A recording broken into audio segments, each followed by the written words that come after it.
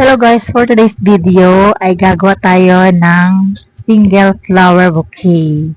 At yun nga, kumuha nga ako nitong snow dot grass na ito dahil yan ang ilalagay natin sa ating ginawang flower.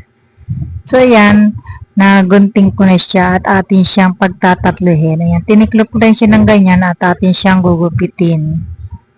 Ayan, 3 piraso yung aking ginawa. Dahil 3 rows yung aking ibabalot. So, ayun na nga guys, at nagunting ko na siya. Ngayon, ay titiklopin natin to siya ng 3 tiklop. Ayan, ganyan. At tapos ay atin siyang ilalagay dito sa gitna nitong rows na aking ginawa. At pagkatapos ay atin siyang tatalian. Ayan. Kalimutan ko lang yung tawag dito sa aking pinantali na ito. Ayan, higpitan natin para talagang siguradong hindi siya bibitaw. Yan, ganyan lang guys. Higpitan lang natin. At jaran! At ayan na nga, nailagay na nga natin siya.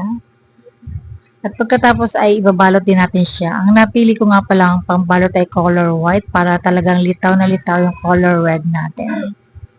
So, ayun na nga guys. At akin na siyang nabalot.